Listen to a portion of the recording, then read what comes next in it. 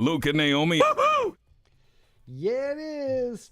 It is episode 152. 152 of them. I can't believe we didn't make any jokes last episode about 151. I thought we did, to Malibu be quite honest. rum. I really do. Oh, I didn't. That's, yeah. Bacardi? Bacardi, 151. I was just going to, as soon as it came out of my mouth, I'm like, wait a minute. Well, the rum thing reminded me. I didn't even, and then I was like, oh yeah, I blocked all those memories out of my head. How about that? Blocked. Yeah, like on purpose. Yeah, me. Yeah, I'm the one who did it, not the 151 itself. All right, welcome into Luke and Naomi on air, featuring Naomi's Under a Rock reviews. A big one today, this week, 152, Almost Famous. So this is weird because I thought I had made you sit through this and watch this a while ago. And I went to put it on one night and it was like, oh, you haven't seen this. And then I got all excited because I got to show you Almost Famous for the show and all of that stuff. You brought it over, I believe, like the first time we hung out. Oh, yeah. And we ended up like talking and hanging out and not watching the movie. That's right. Netflix and chill. You know how that goes.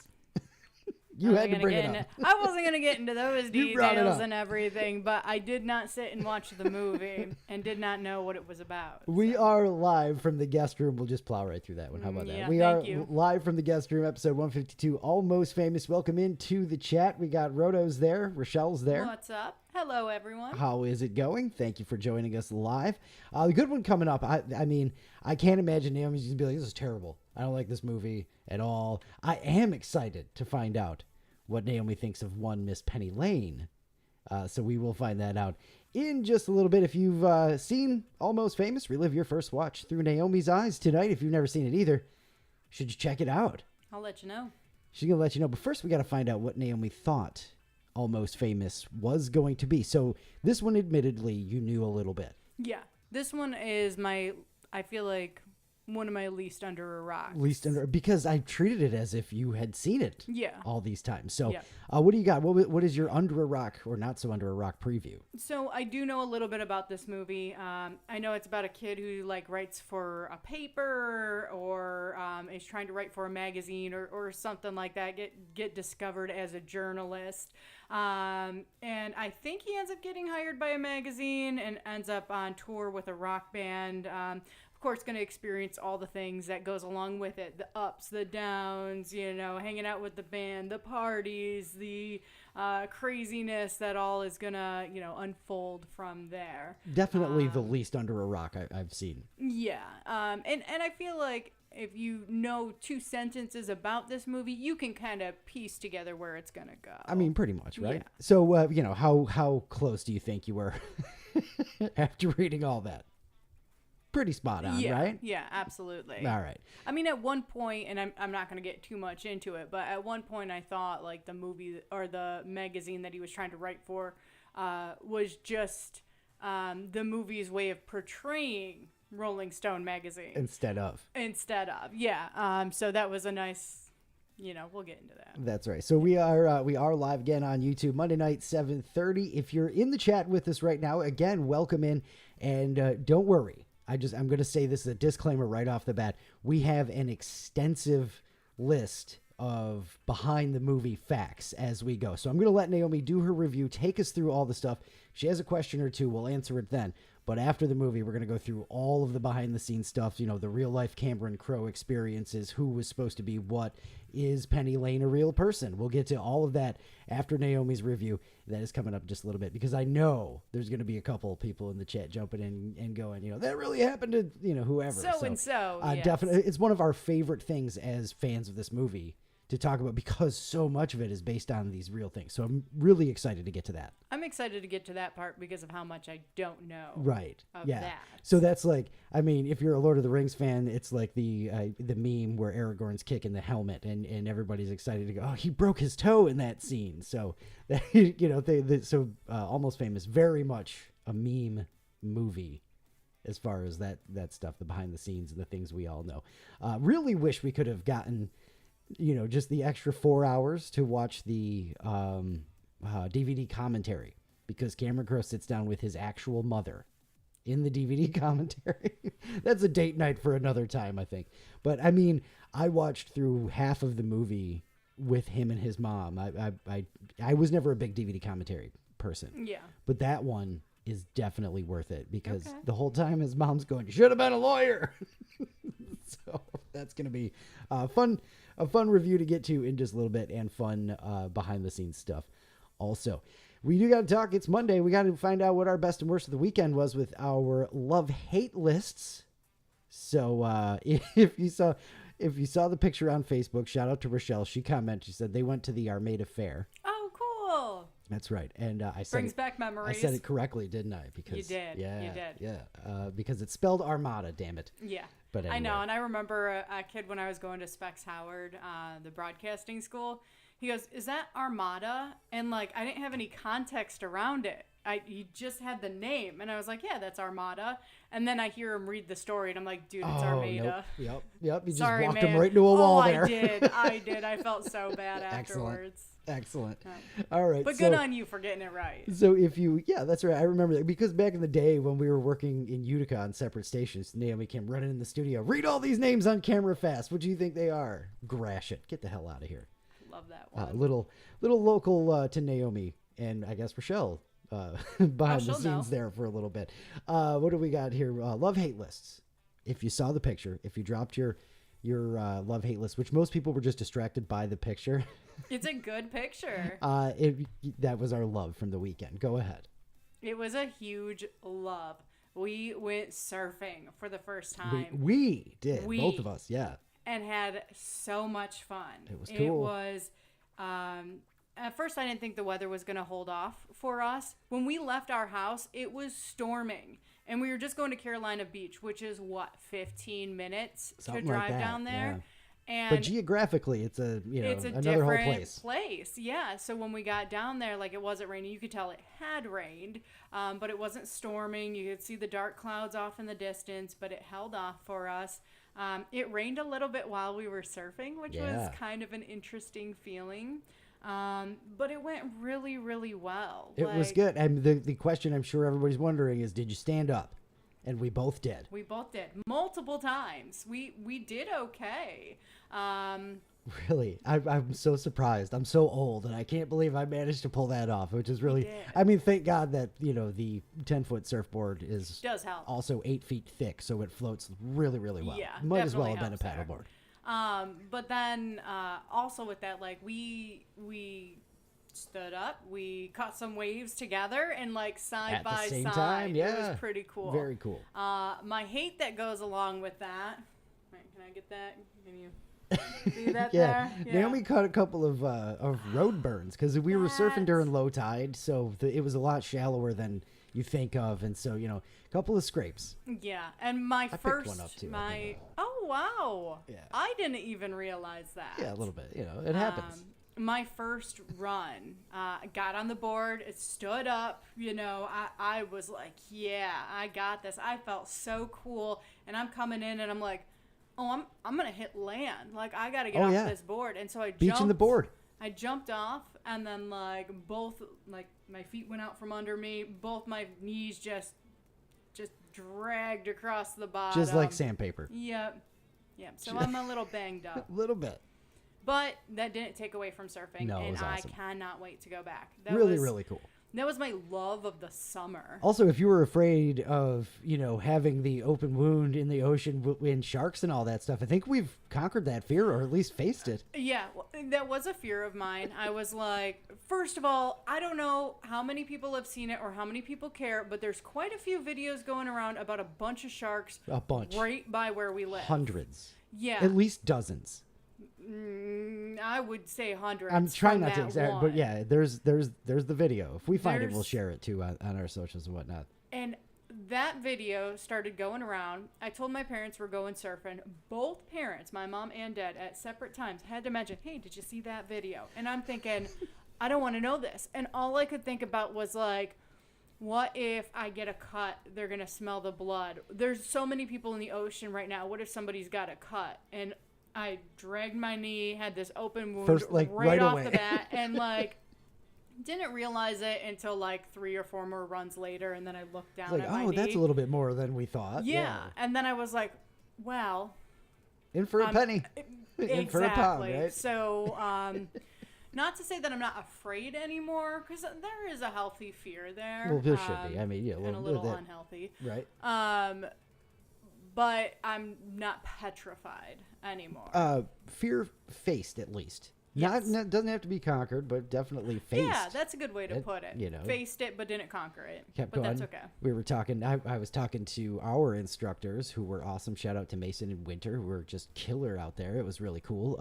We were sitting in the water. Naomi had gone, had ridden a wave, literally, and I was like, "You guys see that video of the sharks?"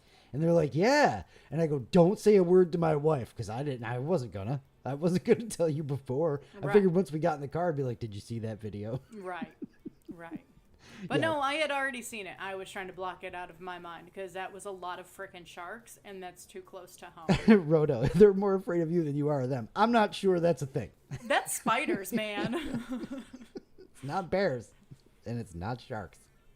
Either way, I just no. But he's met you. You are definitely more afraid of sharks than. Yeah, I'm afraid of everything. Don't we know that already? That's great. The paranoia runs deep over here. That's great. So yeah, that's the big love from the weekend. The hate, Yes. of course, the scrapes, couple of little sore muscles day after, and all of that stuff. But From paddling. I'm still proud. My arms. My whole body didn't fall apart from all of that. So the old man can get out there. There you go. I just love the ocean. It's so much fun. You know what I love? I love the surf. The beach and that. Not the open ocean. 30 seconds at a time, maybe, for $1 bajillion. Right. I don't know. Little throwback there. All right. Anything else that we loved? We got to hang out with some friends this weekend, help build an outdoor kitchen. When I say help build an outdoor kitchen, I mean like watch.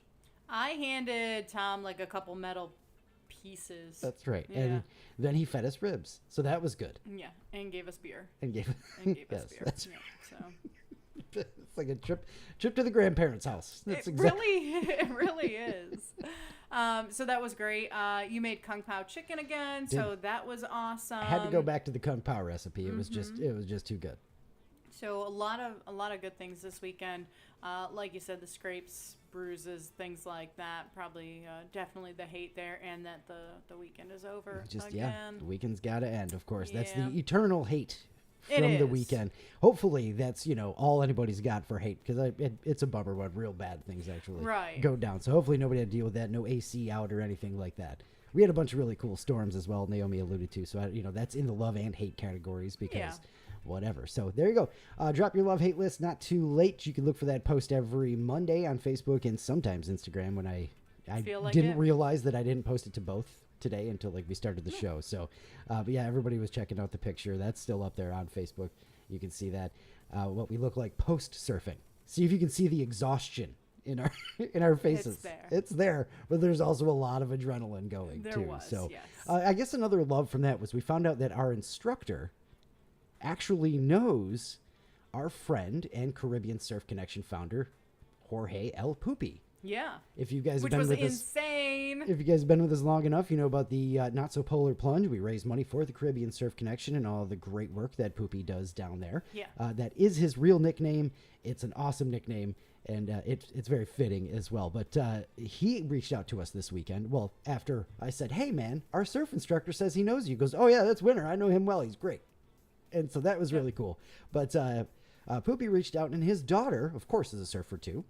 The whole family is. She has been chosen to represent Dominican Republic at a huge surf competition coming up in El Salvador. How cool is that? And she's a youngin', I think she's 16 or 14 or something like that. It's really awesome. Yeah, so very cool. So they are looking for a couple of bucks to help get her to El Salvador, some, food and travel money. We posted and shared the GoFundMe on our Facebook. I believe I shared that on the Instagram too. But you can check that out if you're interested. If you can help throw them a couple of bucks, that's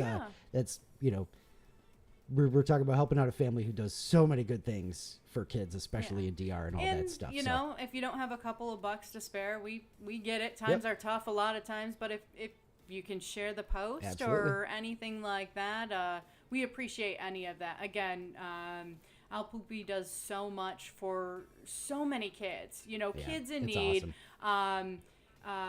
Kids that have autism, and taking them out surfing and things like that. And then the beach cleanups, and just, he's just a good person. Yeah. And how many times has he helped us out? Like when last time when we went to DR, our flight got canceled and we were stuck at the airport, and we're like, now what do? We have no place to go. We don't speak Spanish in an area where you can't get by not speaking Spanish. Right, yeah. And we had no idea what to do. He was the first call. Yep, and I mean, he figured it out. He took care of us. Not even a problem. Got us a place. It was almost like, why'd you wait so long to call? And we didn't really wait that long to call, but he was still just like, yeah, Yeah, I'll take care of you guys. Not even a second thought. The least we thought we could do was, share this with everybody, and hopefully we can help his daughter out a little bit. And he's a proud dad with all that stuff going on as well. So yeah, check that out. That does bring us to, if you are new to the show and you don't know much about El Poopy and the Caribbean Surf Connection, it is about that time. As summer winds down, we start ramping up our preview, and I just got chilly thinking about it. Yeah. Our not so polar plunge. If you're a new listener, every New Year's we hop in the ocean and try to raise some money for Poopy's Caribbean Surf Connection and all the good work he does for kids there. So stay tuned, because we got more details coming. I mean, the details are noon, Fort Fisher Beach in Wilmington. If you're here, hop in with us. Right. But absolutely. We'll be hollering about that a whole bunch as we move into the fall season and towards the holidays and all that stuff. What a crazy thought to have.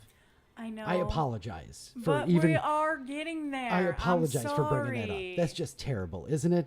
Another quick thing, speaking of the socials, don't forget Letterboxd and all of that stuff. Luke and Naomi on air everywhere. We got to talk about the chat for a second, because the chat's in full force this evening, depending on where you are. So we decided we have to come up with a good name, something to call the chat instead of just the chat. The chat. It makes me feel like the kids, because the kids now say, like, instead of what up fam, they say what up chat and stuff like that. So I'm trying not to be too Gen Z. So we got to come up with a name for the chat. And I figure, since we're all getting together every Monday night, how about we call the chat the Monday Nighters? I like that. So that's I'm down with that. That's what we're going to do now. So I'm going to start referring to the chat. If you're listening on audio after the fact, the live YouTube chat, the people in the chat, I suppose, will now forever henceforth be called the Monday Nighters, unless we switch to a different day of the week. And then it's going to F that right up. So I guess we're stuck with Mondays. We'll end up being on like Tuesday mornings. We'll just still call them the Monday Nighters. And That's we'll fine. have to explain that like we do when we wrap up the show and say love you bye. That's right. Fine. So Monday Nighters, hello.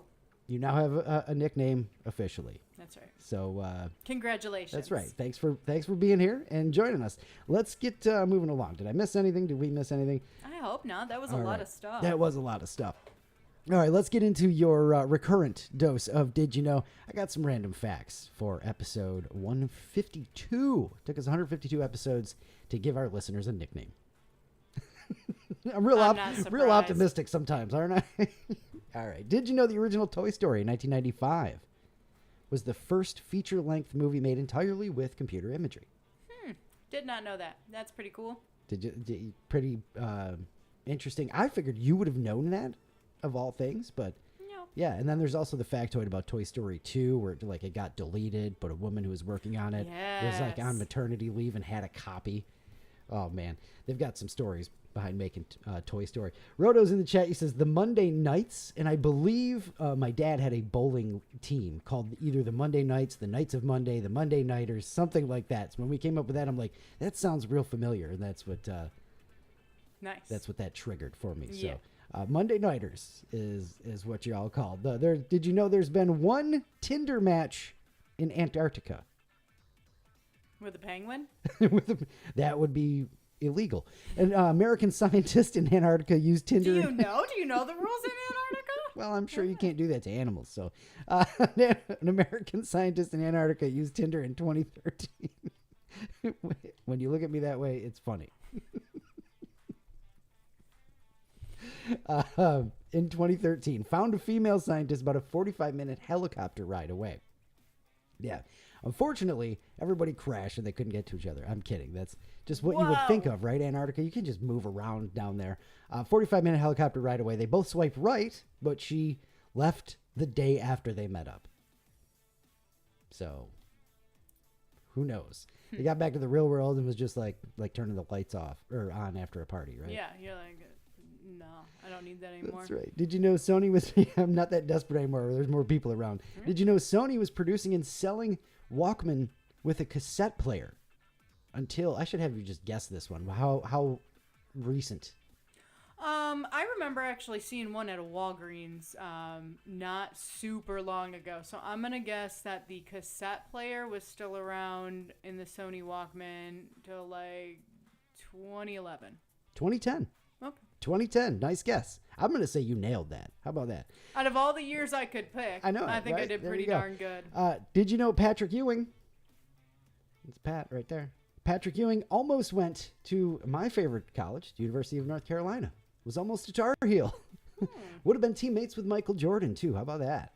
Crazy. But when he came to visit, there was a huge KKK rally going on, so he went to Georgetown instead. Okay. Yeah. And finally, did you know the real... I've known this for a long time, and it drives me crazy, but I also think it's awesome. Do you know the real name for Chilean sea bass?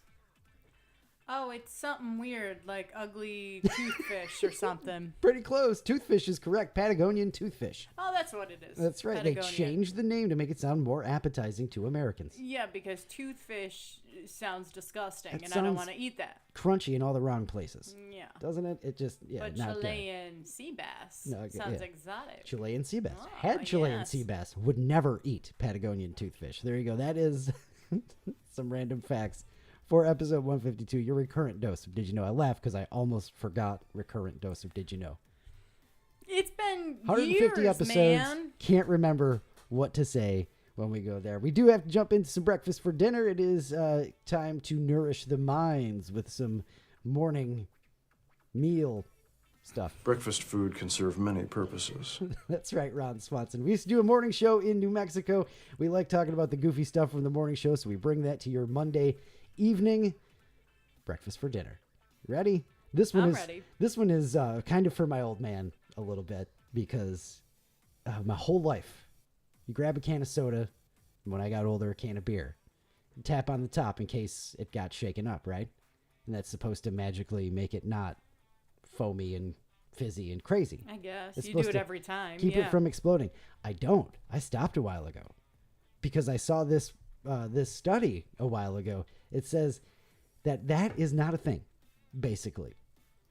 As it turns out, tapping on it might not be doing much more, but still kind of shaking it up and adding more pressure to it and all that stuff. Although I feel whatever. like you still do like one tap. So here's the thing. There's a ritual with cans, soda, beer, whatever it is. It's in no particular order. Tap, tap, tap, and then blow the dirt out of the rim in case there's dirt in there. Yeah. That's just I remember being a kid, my dad going, "Look, that's disgusting."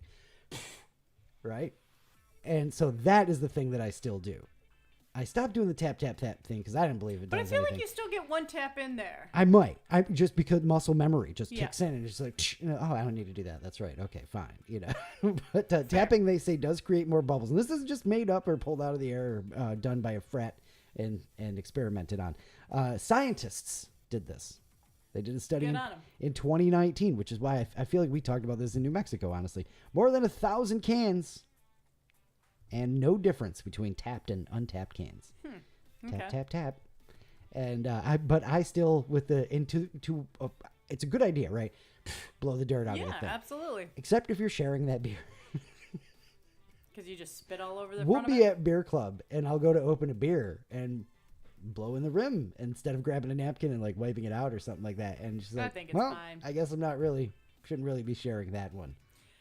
To be fair, with our beer club, we end up, sharing drinks and things like That's that right. anyway, so who cares? Glasses passed around and all Yeah. that stuff. So the better move after a beer or soda gets shaken up, of course, let it sit upright for a few minutes, crack it open slowly, letting the gas escape first, hopefully saving, the explosion and all that stuff.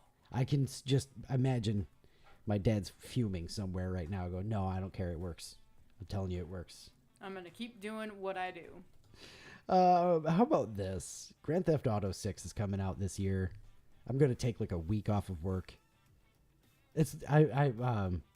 My buddy Randy says he's going to do the same thing. I actually heard him on the radio this morning saying exactly that. He's like, I can't wait. He was talking about this story. So, Grand Theft Auto 6 finally coming out. You've seen the memes where like these things happen before Grand Theft Auto 6 and all that stuff, right? Yeah. Really excited for this. I love these games. Rockstar's awesome. I loved the Cowboy one, Red Dead Redemption 2. It was fantastic.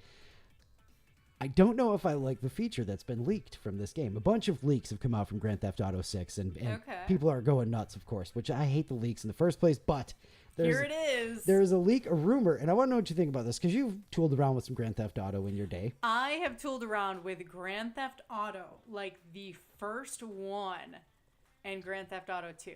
And I loved both of those. I love the old school Grand Theft Auto. The down-looking ones, right? Yeah, That's absolutely. Crazy. Finding hidden tanks and things like that. So you never played as like CJ from... I tooled around a little bit, but... Los Santos? San Andreas? Whatever San it is. Andreas, Yeah, that's right. Yeah. I tooled around a little bit with that one. But again, I like the old school versions better. Old school versions better. Why? I mean, you can't choke people out on the street and all that. I don't know. So this one, would you like this? You're a big Sim City person. Yeah. So Grand Theft Auto 6, you steal yourself a car. It's out of gas. You have to go to the gas station to fill it up. Are you serious? That is a rumor. That is not absolutely confirmed or anything like that. But that is a rumor. It's from kind these of leaks. funny because like that's what you get for stealing a car and then there's no gas in it. Because come on, that's funny. If the speculation is that there will be a fuel and like mechanic to the games, where in San Andreas you had to like, you could make the guy work out and get him buff looking, or you could have him eat and he'd just be a big fat guy running around or whatever. So that seems realistic, which is why everybody's losing their minds. But can you imagine steal a car, shoot at the police, run from the police in the video game? Just in case anybody's jumping in right now. In the video game, doing that, but you and then you run out of gas. And you got to ditch the car and like all this stuff. So like, I think that makes it funnier. I'm on the fence if I like this or not. I imagine you'd be able to like turn it off or cheat code your way out of unlimited gas cheat code now. Like I mean, even the last one, 5, even that one had the cheat codes. You get the money code and all of that stuff. So yeah, I imagine that would be a thing. But yeah, now you're gonna be hearing me hollering about running out of gas, and I'm just gonna be on the couch, not even talking about our car. Yep. How about that? I'm fine with that. So yeah, don't know again if this is a real thing or not. There's a video of somebody talking about the leak gameplay and the idea of this, but I mean, there's like pressure washing. You could wash your car like with a hose and the dirt. I am just excited to steal a plane and fly around. That's my favorite thing to do in Grand Theft Auto. There you go. It's just absolutely the best. Yeah. All right. Monday Nighter Rob says, don't steal an electric car. So yeah, would you have to charge it? Yeah. I'm sure there's got to be like a goofy electric car in that one. And no place to charge it either. So when it dies, you're screwed. Roto says, check the tire pressure before you get in a chase. It's a whole thing. No, you steal a car, a police officer watches you do it. So as he's like chasing you, you're going around trying to check the tire pressure really quick. Like, get in the car and yeah. Oh man. I mean, so over the years you can turn the headlights on and off. You can honk the horn. You can change the radio stations. All of the things. You've been able to change the radio station since number 1. Since number 1. It was one of the coolest things, like the coolest feature on that. Like, hey, there's this game that like you're supposed to like kill people and do missions and things, but when you get in the car you can change the radio station, and it would just blew our minds. Absolutely crazy, right? I mean, I think 3 was the first one I played, and it was just all the little things. Yeah, absolutely nuts. So it's not out of the realm of possibility. It's not even far-fetched to think that they might do this. And now I'd be okay with it, honestly. I think it's funny, and it adds just another wrinkle to an already really ridiculous game it comes down to it. It does. The old guy in me wants to be like, this is kind of stupid, but I just went surfing, so I'm not that old, so I'm really excited for this. There you go. How about that? Yeah. So there you go. Pumping gas. That's the best part. Like, you get out and you have to pump your own gas. I wonder if you'll be able to spray it around and like do the whole Zoolander thing. I was thinking more of like you don't go in and pay, you drive off, and then now you have police chasing you because you drove off with gas. But I also saw that the whole gas station thing is going to, this is a send up of Florida, of like, all of that. No. Yeah, well, so they did Vice City back in the day. It was Yeah. very much Miami in the 80s and cocaine and things like that. Yeah. This one is more just Florida. Why? Because Florida. Like that whole thing, the game is just like a Florida meme. And so they've made gas stations like a part of it. You go in and you buy, blunt wraps and smokes and things like that. So why not get gas and steal it? There we go. That's Okay. the other thing. Like, I'll get gas, fine. Don't expect me to pay for it.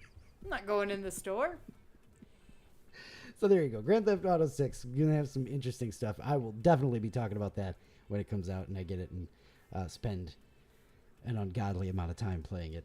And then when you fall asleep, I'm going to tool around a little That's all right. You can fill up the car. bit. That's right. I'll Or at fill least up the car. make sure you check the gas gauge yeah. before you take. And the tires. I got that covered. And the tires. Yes. Nice job, Mike. We've done this story a couple of times, and I found a new list that I wanted to read because this is a fun one to do. When we used to do our topics, our interactive topics all the time, we used to ask people occasionally bizarre reasons for ending a relationship. Grand Theft Auto play may or may not have fell in video games, probably, right? But another new list of these came out, and I've got a quick little top 10 to run through, and I want to know what you think. We'll go 10 to 1 or 8 to 1. I guess I don't have the full top 10. Someone said his mother, but that is relatable, of course. But, not like White Lotus. Remember that first season of White Lotus and the dude had his mother show up on the honeymoon and all? Yeah, that was weird. Maybe it would be like that. They took me on a date to play bingo. I don't think it's that bad. Not that bad, right? No. I just said it wasn't that old. I just said I wasn't that old. I just said I wasn't. If I had taken you on a date to play bingo when we got together, you'd have been okay with that? Yeah, I would think it was odd, but I'm sure we would have had a good time. And I would have been like, I had the weirdest date, and we went and played bingo, but I had fun. Then we went to a pancake breakfast the next morning. Pancakes. As long as you're paying, right. we're set. He would never eat fresh vegetables, only canned. I mean, that sounds like a weird thing, but I can't imagine ending a relationship over that. No. Sounds frugal. Like, no, I'm not paying for fresh vegetables. Right, and I don't want to do the work behind it. Just throw it in a bowl and microwave it for me. I'm set. I want to know, there's no more details to this, but I wonder if not. it's just like, no, I'm deathly afraid of them, or I pretend that they don't taste the same or what have you. I don't know. It's probably because all the sodium they used to pack in those things.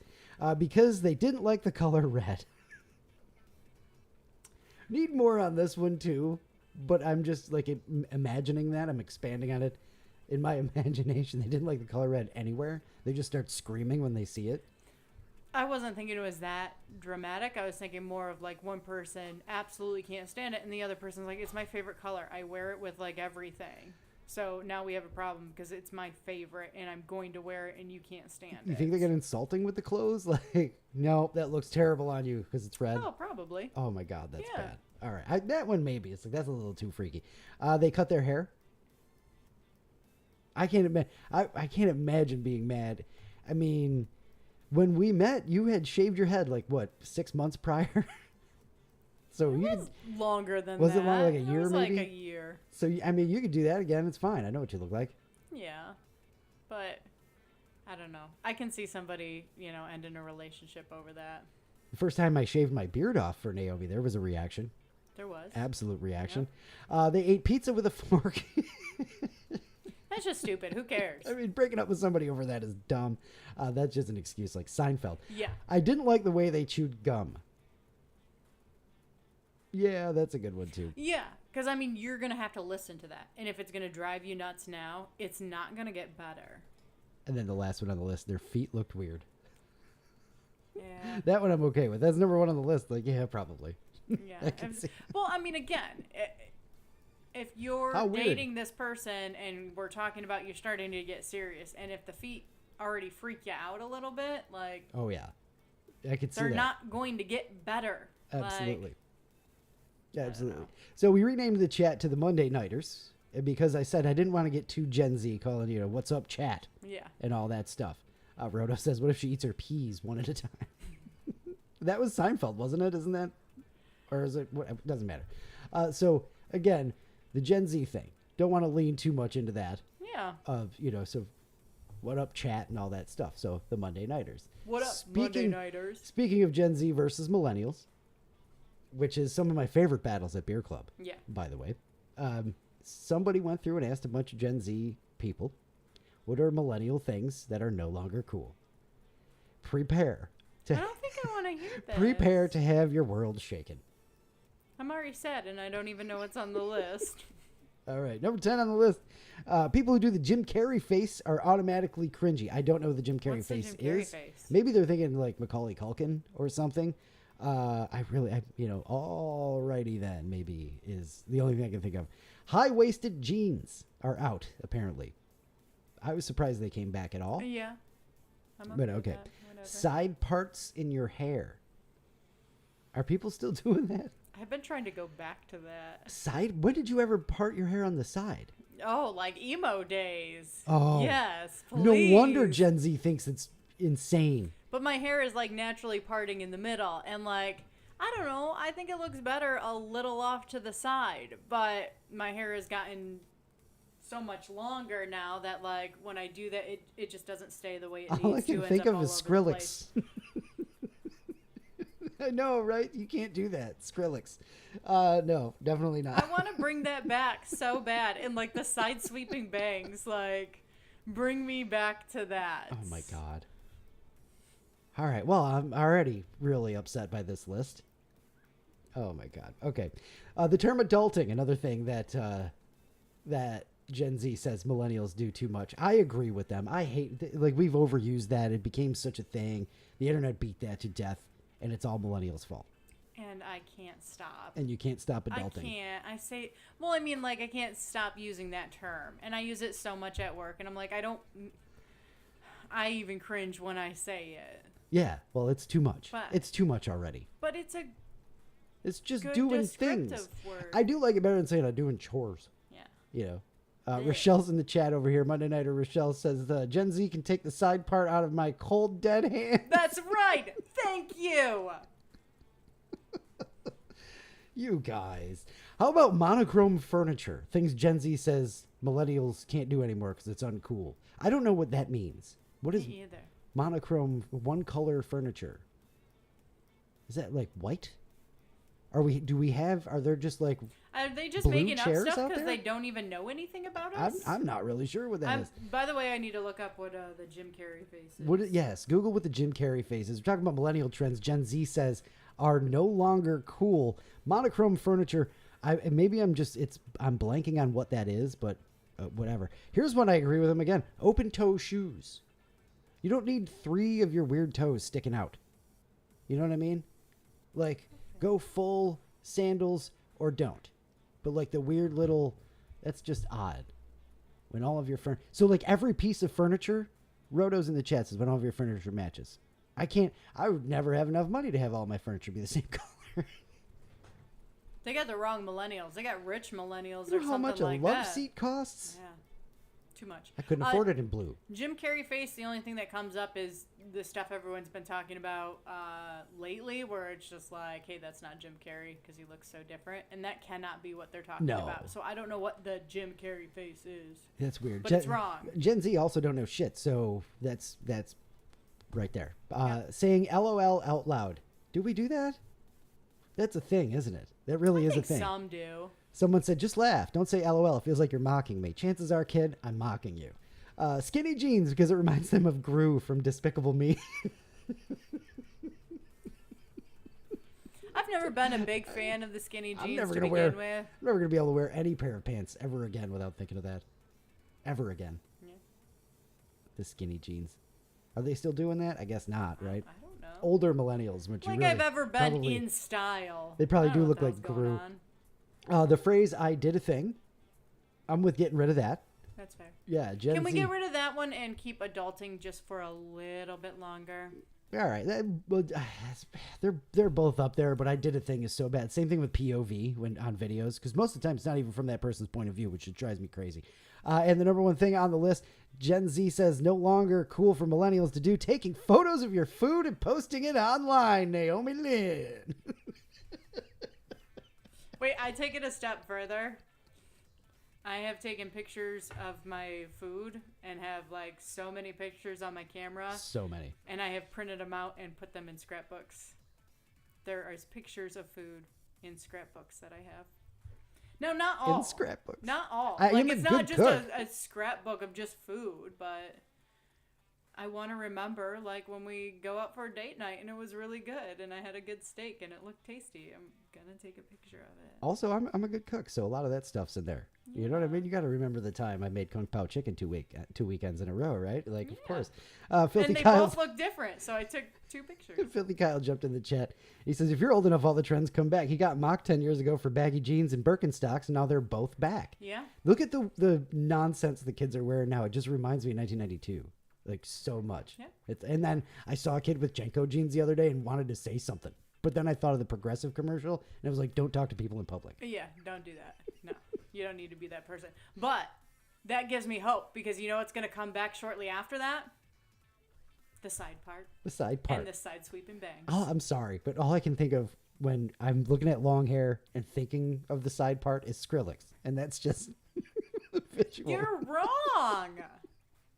Just look at Naomi and think Skrillex. Like,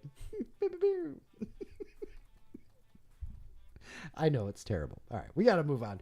That is a bunch of Gen Z nonsense. They don't know shit. They think that life That's right, hacks Colin. I know who you are. they think that life hacks are, they think that things are life hacks that are just normal things. Yeah. You know.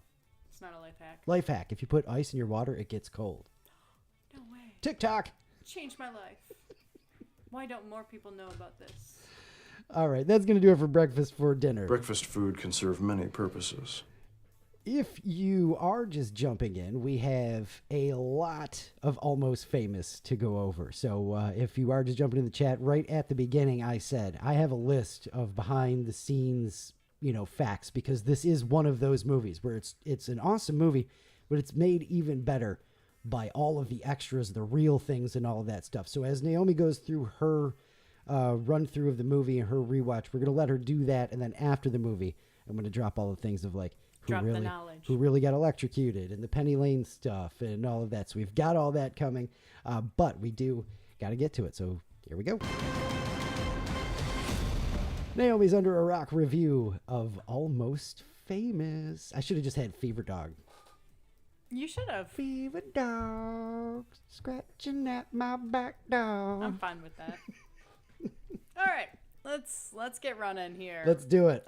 We have a little boy who we find out that he's younger than everyone. 11. Because his mom skipped him a grade without telling him. Apparently, he already knew he was a little bit younger, just didn't realize he was actually 11 instead of 12. Mom seems to ban everything in the house, music included, no rock and roll.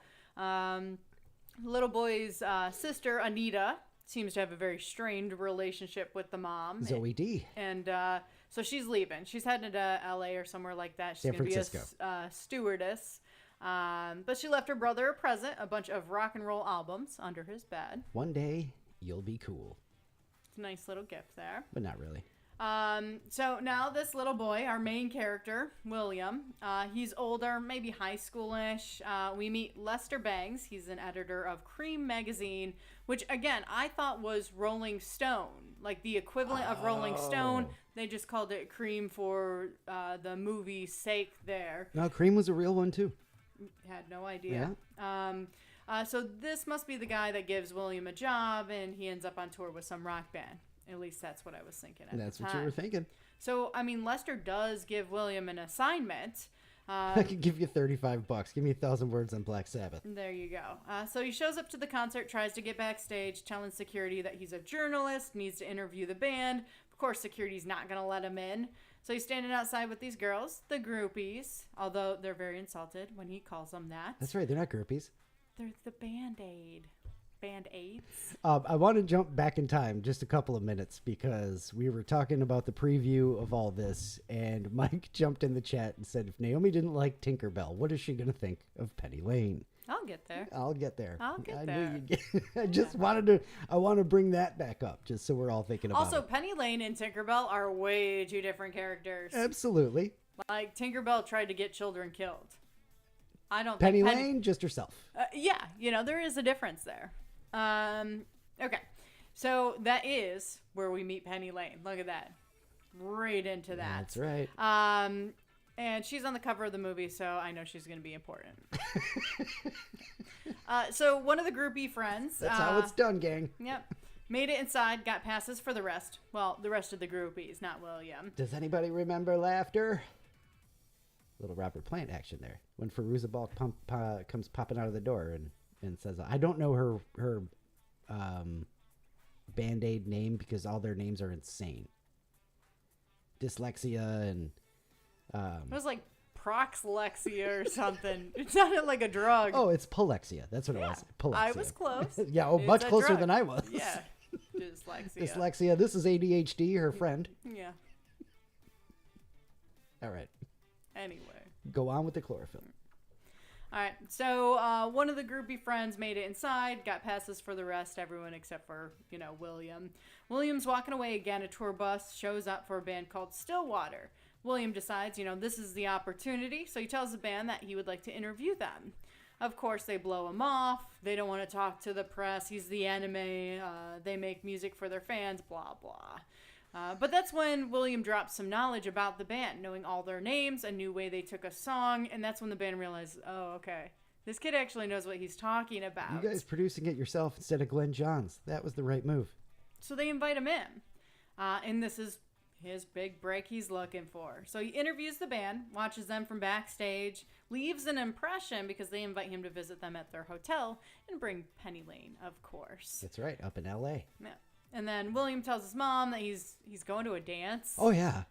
Could you imagine if you told her, hey, I'm going up to L.A. with this girl I met the other night at the concert to hang out with these bands all night long? Well, I understand why he didn't. It's just a great, I love that it's just kind of glossed over in the movie because, well, duh, right? Well, no, she's happy, okay, he's making friends because he's uncool. Him and Penny Lane head to the hotel to see the band, and it's just a big party, and man, does it look fun. Yes, it does. Yes. The Continental Hyatt House. The Riot House. Later, William gets a call from a guy at Rolling Stone that wants him to join Stillwater on tour and write for them, offering him $1,000. Of course, he jumps at this opportunity, and Lester Bangs even gives him, the approval, but does warn him that, hey, they're going to change your story. Also, Rolling Stone definitely doesn't know how old this kid is. They're asking, what college he went to, and he's only 15. So that should be a nice surprise when that comes into play at some point, because it will. It will, and it does. So now he's on the road with Stillwater, and he's trying to interview each band member separately. At least that's what his plan was, and wants to start with Russell, the lead guitarist, and who I thought was the leader of the band.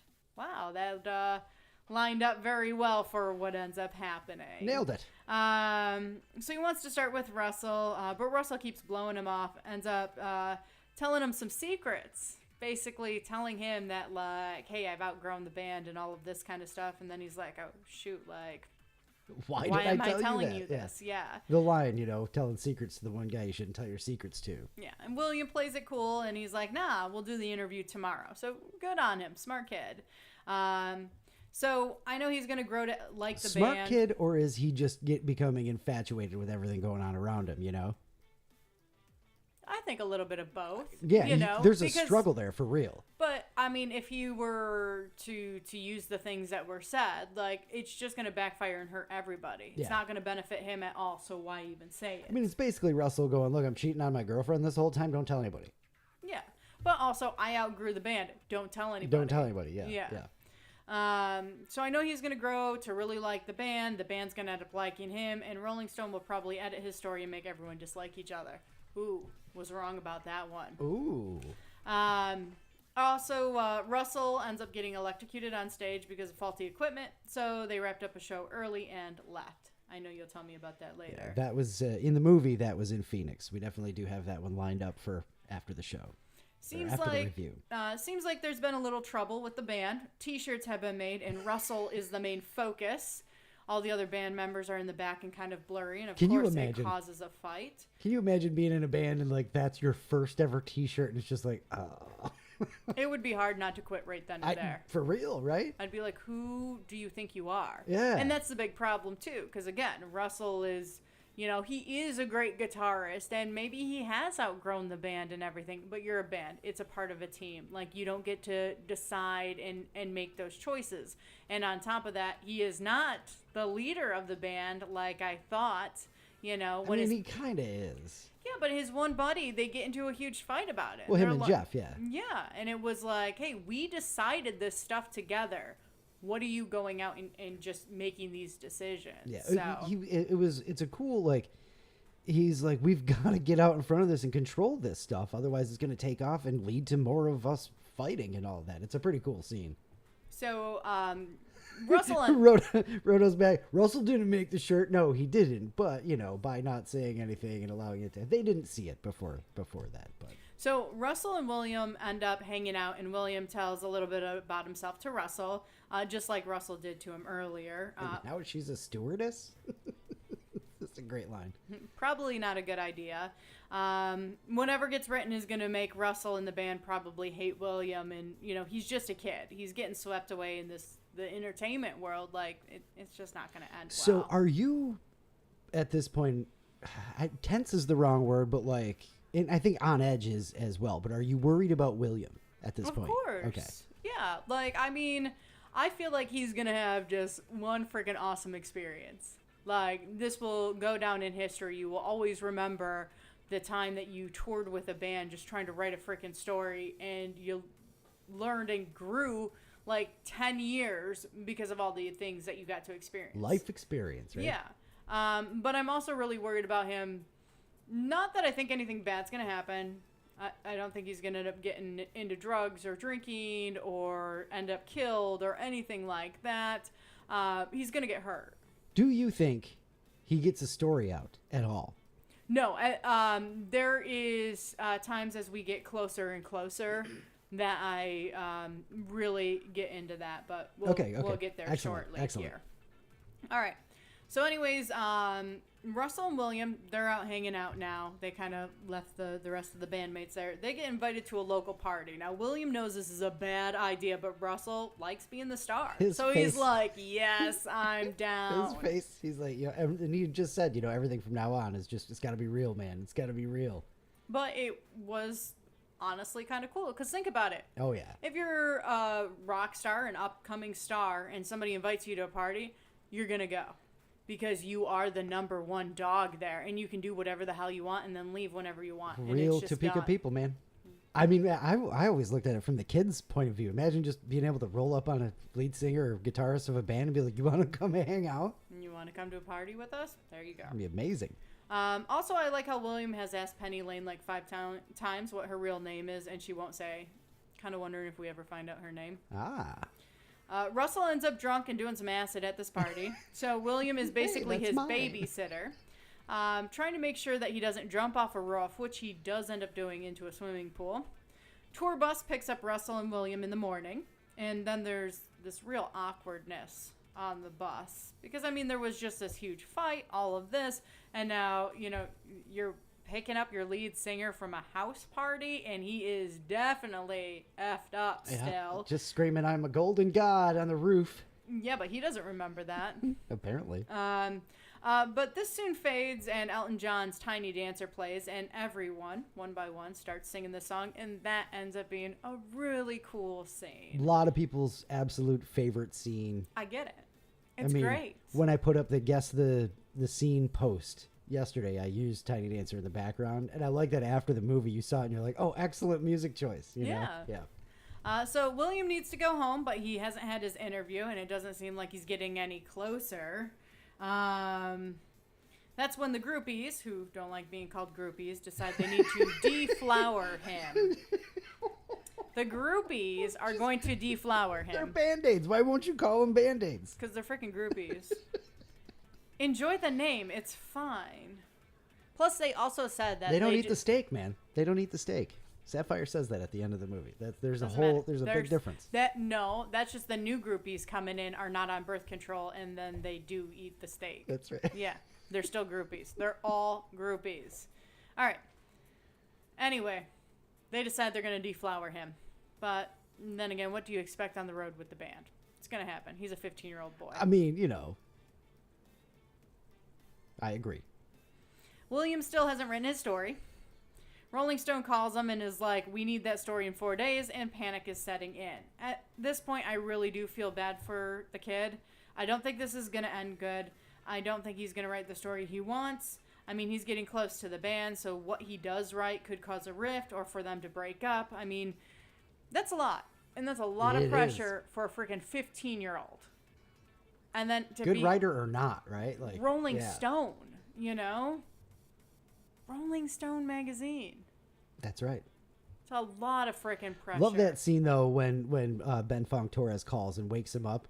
Like Sapphire answers the phone. She's like, "Hello, Ben Fong Torres from Rolling Stone." And you can just see him snap awake and grab the phone, and like they're all trying to talk in his deep voice because he thinks that's convincing. They're all making the noise in the background, and he's like, "Look, we already have one Hunter Thompson, okay? Like, get your shit together and all that stuff." Yeah. But then he gives him the line about the think piece. Yeah. That Lester gave him and all that just blows him away, which is great because Lester knew exactly what to say to Rolling Stone for the kid. It was awesome. Helped him out there. All right. So we have the band playing in Cleveland, and they're really, really growing in popularity. So much so that this story may actually be on the cover of Rolling Stone. Beginning, new manager says they need a plane so they can perform more shows compared to like when they're traveling on the bus. You didn't recognize the new manager, right? Jimmy Fallon? Jimmy Fallon, yeah. Yes. So in the next scene, we see the band walking up to a private plane. So at this point, I figured, oh, they got a new manager. They got rid of that guy.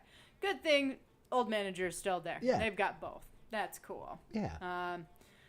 Penny Lane and the girls are being dropped at this point. Russell's wife or girlfriend or whoever is going to be coming out, so they have to go. So at this point, you know, all right, people are getting hurt. It's here we go. Yeah, that rising through stardom and all of that, and got to cut off all these ties, and people are going to get hurt. Did you comment on the poker scene? No, I didn't. You know, where they just sold her for $50 in a case of Heineken. I remember that. Then like Russell sees that the kid, you know, be overhearing that, it crushed him. So Russell's like, dude, nobody's feelings are getting hurt here. We're all trying to not go home. Yeah. And it just that feeling of it's like trying to extend summer. You know, it's the feeling I have right now. Yep. August 24th. So William does get the official news that the band is going to be on the cover of Rolling Stone. And they tell him, you know, go ahead and tell the band. So he does. But has he written his story yet? Because I don't think he has. Uh-oh. I'm pretty sure at this point, like, kind of out of time, kid. What the hell is going on? Like, What is your plan? Now you've spent all this time growing and becoming friends with the band and everything, but you ain't got shit. And when that comes up, they're in New York. They're telling him you got to be in San Francisco tomorrow and all of that stuff. Yeah. So at this point, Penny Lane, who was dropped and told not to go to New York, shows up in New York. But another bandmate goes over to talk to her and basically get her to leave. Back at her hotel, she takes a bunch of pills and has to get her stomach pumped.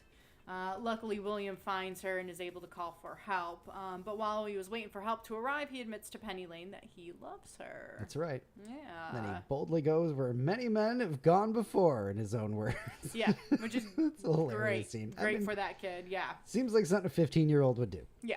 Also, he needs to get working on his story. Like, that's honestly what I really want. I need to know what's going on with the band's story, not the love story. Never mind the groupie. Write your story, damn it. I honestly, I don't care. I want to know what happens with this story. I want to know what gets published. I want to know if Rolling Stone changes the story. Like, that's what I'm here for. Not this new love blossoming thing going on here. So anyway. Not much blossomed. No. Anyway, Penny Lane ends up leaving on a plane to go back home. While the airplane is taxiing down the runway, she sits up as if she remembers something. Yeah, what do you think? That she remembered William confessing that he loved her while she was, all messed up and passing out. I have no idea. Open to interpretation. Just, did she remember that he said that? Did she realize oh, I like him too, or some things like that? Any thoughts there at all? Just maybe she got pieces of that, some stuff night started back. to come back. Yeah. Dude, that guy said he loved me yesterday, I don't know. Right. So now the band in Wilmington. Okay. So now the band and William are on the plane, but they end up outside a storm. and it gets really rough. Naomi's favorite part. Watching this scene was rough to get through. The pilot is like, we're going to try to land in a field, which, okay, that's cool. I thought that they meant airfield. You know what I mean? Like, that's how I meant crashing into a cornfield. And the band took it that way as well. So yes. Everything is shaking. I am not okay with this scene. It is very intense. I had to look at Naomi and go, 1973, propeller airplane. There's no way you'd ever get near one of those or ever be in a situation like that. We can't afford to fly private. Not okay with everything shaking and everybody on the verge of like, really we well are done, dying. right? Yes. They did a good job there. The band starts admitting everything All to the each other. things. Yes, which you would do in that situation. Russell's girlfriend or wife, whoever, finds out about Penny, but also one of the bandmates was sleeping with her. Jeff, so, yeah. I mean, there you go. They argue because no one really likes Russell, apparently, or at least the lead singer is tired of his shit. And in the middle of their yelling and everything, William pipes up and tells them that they're all terrible for using Penny, and that she always talked about, or they always talked about how much they loved their fans, and she was their biggest fan, and they all used her and like threw her to the side. And then he also admits that he loves her. You're going to skip right over Jimmy Fallon? I hit a guy in Dearborn, Michigan. Oh yeah, I skipped over that, but I didn't skip The over most the random other. thing. I didn't skip over the other bandmate admitting that he was gay. Hilarious. You know, and then of course they pull out of the storm, and he's just kind of like mad that he admitted it, which was great. Rochelle's in the chat says everyone was sleeping with everyone. Yeah, you know, it was the 70s, so. No, there you go. So they land in some weird town. Tupelo. Yeah, that's a weird town. Have you never heard of Tupelo, Mississippi? Oh yeah, okay. You They just- never put you just the gotta- Mississippi with it. So Tupelo on its own, I have no idea. All right. I love it. Take the Mississippi out. Excellent word Tupelo. association. Oh, Mississippi. Okay. So yes, I have heard of it. And that's what makes me feel like they found an airfield, because it was Tupelo. It's not like that's an international airport. I was still thinking it was going to be a cornfield. They said a field. They said a field. I'm They with said you. a field. I'm with you. Okay. And they were coming back from like New York or something like that. Field. Yes, good point. All right. So at this point, William parts ways with the band. Before he leaves, though, Russell's like, write whatever you want, which is pretty cool. Right? And he does. He writes honest, unmerciful. Just like Lester told them. Yep. Writes the truth. Rolling Stone loves it, but when they reach out to the band says it's not true. What the heck? Yeah. I was so pissed. All of them. And like all of them know that he told the truth too. You could tell. They're just pissed that he wrote it. Yeah. Even though they said, write what you want, kid. I do love the one dude who's like, they have you on acid saying I'm a golden god. He goes, I didn't say that. Did I? Oh, did I? Maybe Yeah, I you did. Yeah. Not really how I thought this was going to go down. Again, I thought Rolling Stone was going to change his story, but guess not. Guess the band was just going to deny everything. I got to point out my absolute just hatred for the fact checker character in this movie. He said it like 6 times, and she's only on screen for 6 times. Absolutely. Every time she showed up, he just would start to, I hate this lady. She I hate just this. She's so bad." me absolutely just dismissive. She was a and great mean. actress because she made you hate her. That's right. Yeah. Perfect. And actually did the job of fact checker well, honestly. So So we're not done yet, though. Russell realizes, with the help of some of Penny Lane's friends, that he does love her and he does owe her a lot. So he calls her and asks to meet in person. He actually asks for her address so he can come visit her, and he can, go out this time instead of her always coming to him. right. So she gives him an address. Not hers, though, although that's what he thinks. Did you know when she reached for the address book, or did you know when she saw the house? I thought something When you was saw the going house. on because you could reach for an address book. Why would you reach for an address book? For your own address. Right. But also, when he pulls up to the house, you kind of get that feeling because they wait forever to show you the house. And then when you see the house, you know it's William's house. Yeah. Naomi audibly reacted when she saw that. She's like, ah. I knew So it. That was I cool. knew it. That was cool to see. So the taxi pulls up. We see it's William's home. Russell knocks on the door, and William's mom answers. Now, he's confused at this point because he still thinks it's Penny's home. But when he's inside, he sees the family photos, realizes whose home it is. And he kind of like chuckles to himself, realizing like what Penny had done. Yep. And then he goes along with it, which is really freaking cool. Excellent. So he ends up talking with William. William gets his interview. He like pulls out his recorder and all of that stuff. But not only that, Russell called Rolling Stone and told them that William's original story was actually the truth. So we really do get this nice kind of happy ending there. And then Penny Lane, well, she makes her way to Morocco just like she said she was going to do right from the beginning. The end. The end. Excellent. Yes. Excellent. Well recapped for Almost Famous, especially for your first time ever actually watching the movie. So now we'll just get right to all of the stuff. And Monday Nighters in the chat, in the live chat on YouTube, I am going to just read. These are all from IMDb. So if you like, if you have any, just send me the links after the fact. But here's what IMDb says, all of the behind the scenes stuff from this movie. Again, I could have sat through the DVD commentary and just wrote everything down, but that would have taken hours and hours and hours. And we'll just do that sometime for like a date night or whatever, because that is just a great DVD commentary. But to look like a real rock band, the 4 actors in Stillwater rehearsed for 4 hours a night, 5 nights a week for 6 weeks to get the moves down and all of that stuff. Penny Lane, They did well. Penny Lane asked if he'd like to go to Morocco. He says, yes, ask me again, right at the beginning. Yeah. Apparently Cameron Crowe says the actor was stepping out of character, like do another take. Yeah. But Cameron Crowe liked it so much that he kept it in. Of course, this is about Cameron Crowe's life as a young rock journalist and all of that stuff. It's, the kind of historical fiction. He moved the story around, Right. did all that stuff. This had a $3.5 million music budget at a time when most had less than $1 million for their music budget. Semi-autobiographical account of his life as a young Rolling Stone reporter. The actual group Crowe first toured with was the Allman Brothers Band. Cool. Greg Allman distrusted him and kept asking if he was a narc. Crowe was in a near-fatal plane crash while traveling with The Who. And the character of Russell Hammond is partially based on Glenn Frey from the Eagles. Okay. Cameron Crowe's mother appeared on set for a cameo. Crowe made every effort to keep her apart from Frances McDormand, who played his mom. So he didn't want, McDormand to be influenced by the real character and just, portray like what I got in the script and all of that stuff. He left the set for a few minutes, came back and found they had gone to lunch together.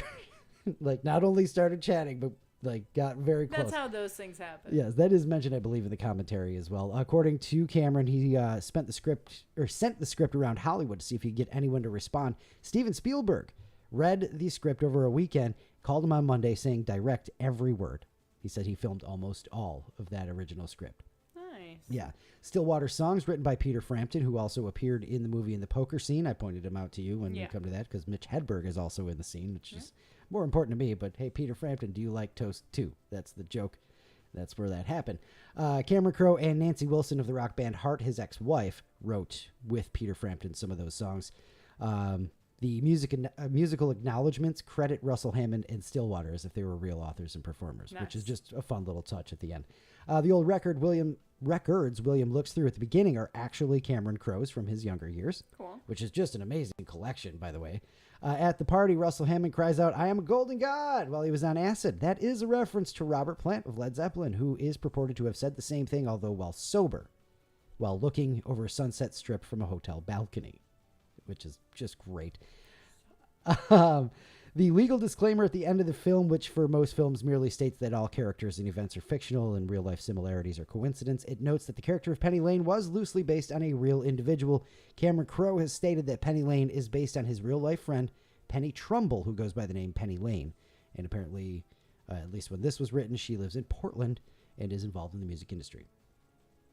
Pearl Jam guitarist Mike McCready provided the guitar track for Stillwater songs. Cameron Crowe created, directed, and released a music video for Fever Dog. Nice. Which I was reading this earlier and was like, oh, I want to look that up beforehand. Time got away from me. I didn't get a chance to watch it, but we'll have to check that out. There is a full documentary about like the making of this movie and the behind the scenes thing, along with that crazy DVD commentary. There was an actual band called Stillwater in the 70s, though the band depicted in the film is not them. They agreed to the use of their name after reading the script and liked it. Cool. Kate Hudson says this is one of the greatest times of her life making this movie. Peter Frampton taught Billy Crudup how to play the guitar in preparation for the concert scenes. That's Russell. Cameron Crowe says he got Billy's line, "Well, yeah, in my better days, I am Russell from Stillwater," from Say Anything, from John Cusack's character in Say Anything. In the final interview, Russell says, when asked, "What do you love about music?" Russell says, "To begin with, everything." William laughs a little bit when he says "to begin with" because that is the title of Stillwater's fictional first album, and you can see that briefly on an 8-track in William's room. Nice. Earlier in the movie. Let's see here. Philip Seymour Hoffman's schedule only permitted him to be on set for 4 days. He had the flu the whole time, which That's is awful. I mean, but didn't it seem to fit Lester Bangs perfectly? Like, you know, kind of sweaty and just like I just all assumed. hobbited Well, up in there. you ask the kid, do you do drugs? And the kid's like, no. And he's like, smart kid or whatever. I just assume he's always on drugs, and he was portraying this, workaholic in the music industry, and Yeah. you're on drugs. Yeah, perfect. And then though. I It mean, fit. he admits later about what cocaine and He cough says- syrup. he says, "I used to do speed." Oh, you know, a little speed cough and syrup. cough syrup. Yeah. Ah, man, we miss him a lot in the movie world for sure.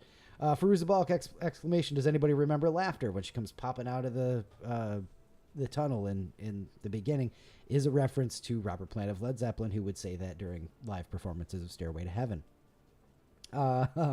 Cameron Crowe says Patrick Fugit, William, was the worst singer of the Tiny Dancer sequence. His warblings were turned down in post-production so as not to distract from a very special movie moment. Smart move. I got to point out the fact that Jimmy Fallon's character Dennis Hope points out to the band, if you think Mick Jagger is going to be touring when he's 50, Yeah. they just released an album. He's 83. Yeah. It's insane. Penny Lane dancing in the empty debris-strewn Cleveland Auditorium is Cameron Crowe's favorite scene from the movie. Russell and Penny were originally written for Brad Pitt and Sarah Polley. When the tour plane hits turbulence, Russell starts to sing Peggy Sue, which is a reference to, Buddy Holly, Richie Valens, and the Big Bopper's plane crash, of course. Let's see here. At the age of 18, Cameron Crowe wrote the liner notes to Frampton Comes Alive, that album. I know you've heard of that one. Frampton returns the favor here by acting as the music consultant for the whole film. Cool. The handwriting of the notepads, Cameron Crowe's. His character is pulled into the pre-performance huddle in the beginning. Get on my back for a piggyback ride. That's based on an occasion where Eddie Vedder pulled Crowe into Pearl Jam's huddle. That's pretty cool. Isn't that amazing? Like, just a little bit of Getting goosebumps on that, goosebumps right? there, Like that stuff yeah. really happened. Isn't that Yeah. super cool? Crowe took a copy of the film to London for a special screening with Led Zeppelin members Page and Plant. After the screening, they granted him the right to use one of their songs on the soundtrack. That was the first time they had ever consented to this since the movie Small Soldiers in '98. And they also allowed him to use Kashmir. Well, it was like Kashmir, Tangerine, and I thought there was 3 of them in there. Let's see what else we got. Jason Lee says he studied Paul Rodgers, the lead singer of Free and Bad Company, to accurately portray rock star Jeff Beebe. He didn't want to look like a parody. Makes sense. Let's see here. What else we got? At the Continental Hyatt, William briefly peers into a room to see a man and woman singing a duet. That's an homage to Graham Parsons and Emmylou Harris. He had the 2 actors just write a little tune to kind of sound like them and look like them. Okay. Apparently he had seen that thing happen or something like that. Yeah. In the documentary, it's revealed that Cameron Crowe was present on a jet plane with him and the members of Alice Cooper's band Alice Cooper. Turbulence hit that plane during a storm, and in a panic, one of the passengers yelled, "We're all going to die. I need to confess something." Turned to another passenger, said, "I've been sleeping with your wife." At which point the pilot said, "We're going to be fine." So all of that kind of molded in from that stuff. That scene was very intense, though. Yeah, and let's see what else we got here. Crudup was actually on the phone. Like, Frances McDormand and him were on the phone when she's reprimanding him Okay. in that one scene. His real school was shown in the movie. He made the cast do so many takes of Tiny Dancer sequence that a couple of them just got mad. Let's see. We're getting to most of You got the good stuff. all of the good stuff there. Yeah. Ticket stub from Allman Brothers Band, briefly visible in the opening scene. He put a whole bunch of their memorabilia in because of the connection and all of that stuff. I think that's going to do it for the wrap-ups. If we missed anything, you can let us know in the chat. Dad says we've been cutting in and out. That's your internet, not me. I don't know. Hopefully not. Jack Black and John Favreau both auditioned for the role of Lester Bangs. He's real, by the way. Cream Magazine, Lester Bangs, all of that stuff. So, also the film debut of Eric Stone Street. He plays the concierge or something in one of the hotels. He's like, your mom really freaked me out. Oh, yeah. Yeah. Yeah. Yeah. And Cameron Crowe added Alvin and the Chipmunks, the Chipmunk song, because Zoe Deschanel loved the song so much. It was so out of So place. do I. Well, because they celebrate Christmas in September. When I know, but it was weird and out of You know, place. like that- Just no. that whole When that started, I was like, just no. weird, right? Yeah. But yeah, that's the thing. All right, that is it for the review or the behind the scenes stuff. We got to get to your review questions. Even though we've been here forever, it's okay. It's a good movie. Number 1, did you like it? I did like it. Actually, it made me really miss radio. Oh, A yeah, lot. and the music and stuff, right? Especially our time in New Mexico, because I mean, we got a little bit of that in New York, where you know, I remember, and this is gonna be awful because I don't remember the name of the band that had come out from like Minnesota or whatnot, and had them perform in the Light Studio, and it was just, that's right. It was Almost, so loud. No, I can't remember. They've either. changed It's their okay. names, Yes. and they kind of gone a different way. But we ended up having them set up in the lobby and perform. And then they were in town. So after their show, like a handful of us went out for pizza and drinks and just being downtown. Yeah, that was and awesome. We got to do a lot of that in New Mexico. So it reminded me of being on that inside. And the music industry and the entertainment industry it's just really special. You know, so I got really nostalgic through this movie, and I had a feeling I was going to. Oh, yeah. And that really did play even more into the factor. The story, all of this stuff, it's a good movie, but because it pulled at those feelings, like, I'm like, oh, it's a great movie. Oh, yeah. you Well, know? it does that to everybody. I mean, Yeah. just the love of music and things like that. Yeah, because really we all have that. Makes me shout out to JD and the Badlands Band out in New Mexico, you know, hanging around behind the scenes with them and all the tour bus and whatnot. A lot of fun. Yeah, a lot of fun. we Did had you a have lot a of good favorite times. quote or line from I Las Vegas? did. All right, and I what do you wrote got? it down, and it's so bad. But when Russell is all like coming down off acid and everything, and they're trying to get him on the tour bus and all that, and he's going and he's smelling the flower, and he goes, "I hurt the I flower." knew that's what you were gonna say. It's terrible. I was like, yes, like that's a messed up guy right there. That is a good answer. And I loved it. Who was your favorite character? Tough one, right? It is a tough one. I honestly think it's William, the main character. It's kind of supposed to be, I suppose. Right. And I try to stay away from the more obvious answers, but I mean, it's just, you know, again, you feel for the kid. He's in such a crazy position, but also at the same time, you're a little jealous. You know, this 15-year-old is hanging out with rock stars. Little jealous. You know, and he's partying and he's having a good time without being like a little shit, you know, like he's Yeah. not going to this party and drinking and getting out of control as a 15-year-old. That's right. And, you know, missing the moment that's in front of him. I don't know. It's tough to not say William. Yeah. Because of the innocence, really. You know what I Yeah. mean? Everybody else has their flaws, has their, you know, their cuts and bruises and all that stuff, but he's just that, you know, Opie. He's a good kid. He's just Opie until he wasn't. And they deflowered him. Cringe level in this. Did you have it? Was there a cringe level in this for you? No. Discomfort cringy. level at all? How about on the The plane scene? plane. That- And that guy getting electrocuted because that was uncool. Oh yeah, that's the one I didn't actually get to reading. That I can't remember who that happened to somebody. I can't remember which band it was, and I don't believe it was Allman Brothers, but I remember that being the rumor. But that actually happened to somebody, and Yeah. it was a big deal. Yeah. So that's a discomfort there because that's just freaky and all of that, but not really cringy or discomfort for a different reason. Rochelle's in the chat says, "Don't do drugs." That's her favorite line when the mom yells that. I love when everyone starts yelling it back to, "Don't do drugs." Yes, mother. Yeah. Rodo says, "He's judging me with his eyes." It's great. Excellent lines. Love this. Yes. Let's see. What did we already did that stuff? I got to take that out of here because we do that in the It just beginning now. messes you up. What surprised you? Again, I really thought Rolling Stone was going to change his story, and I was kind of waiting for that moment. I was kind of waiting for the blow up of like, I can't believe Rolling Stone took what I said and did this instead. You know, that was waiting for that. Yeah. Yeah. Especially that he was so young. Like it's almost exactly. almost it would inevitable. be so easy to just be like, well, no, we fixed your story. We made it say what we needed it to say, right? Without actually like doing anything wrong.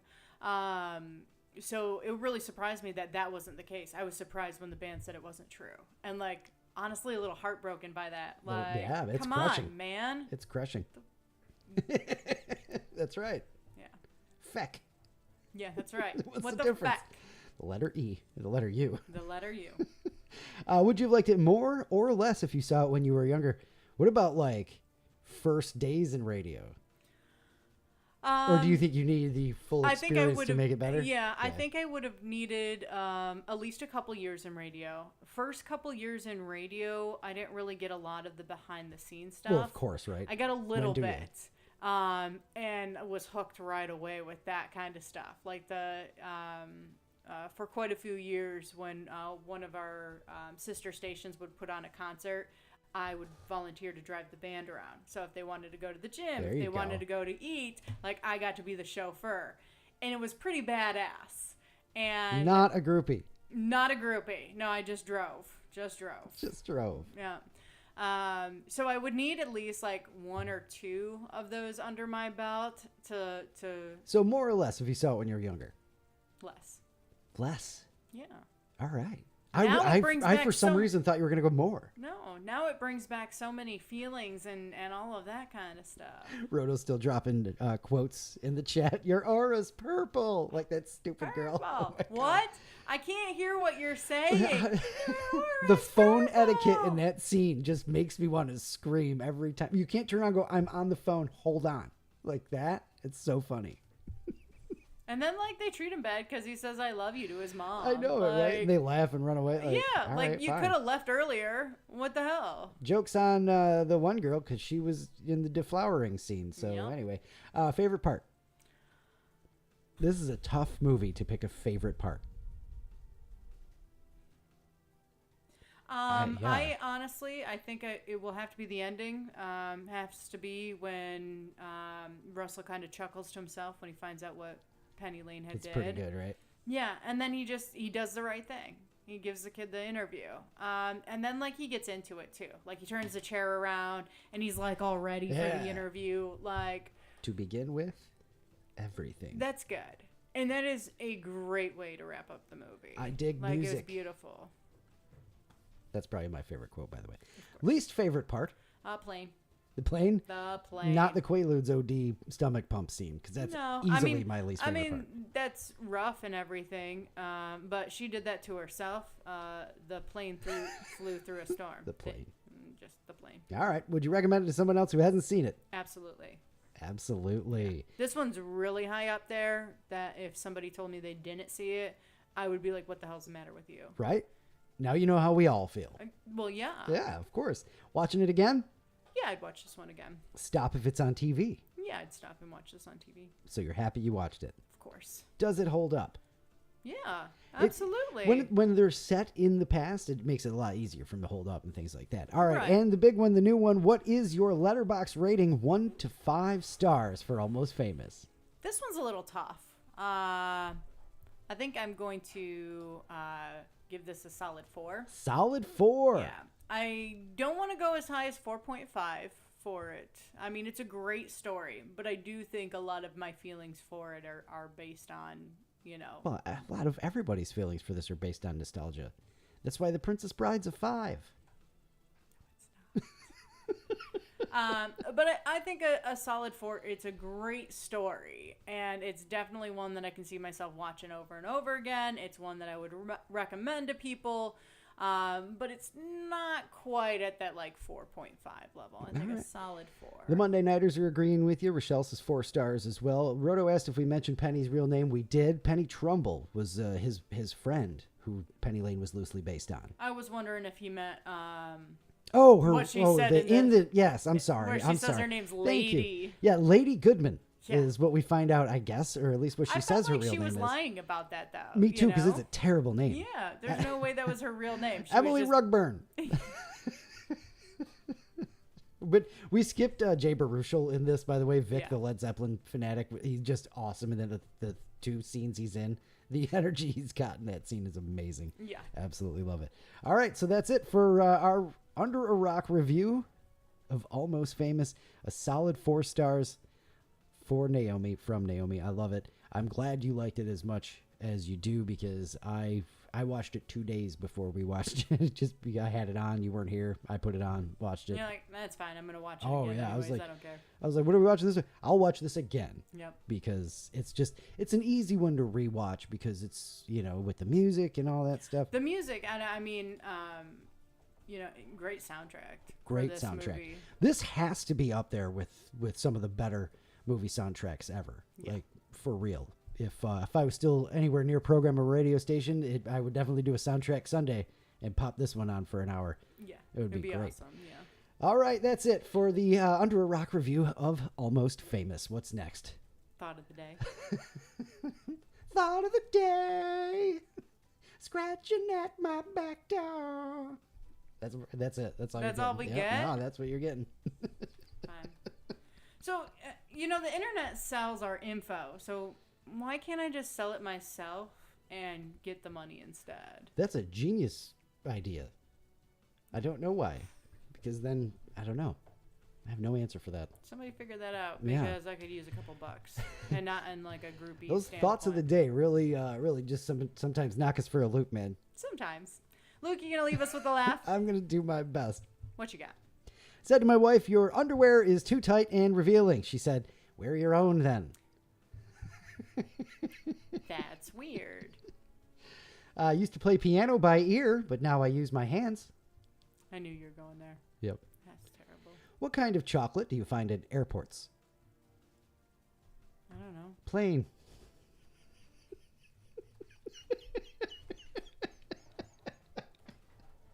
That's one of my favorite ones that we've had in forever, by the way. Plain. So freaking stupid. All right, that's going to do it. Obviously, we are getting out of control over here in the guest room at Luke Always. and Naomi's. Appreciate you listening to another. That's 152. Big announcement about next week. Oh, yeah, that's right. We are off next week. We got Aunt Sarah's visiting. Yeah, my sister's coming to town to spoil us rotten, and go play in the ocean and all of that kind of stuff. So, and she is driving.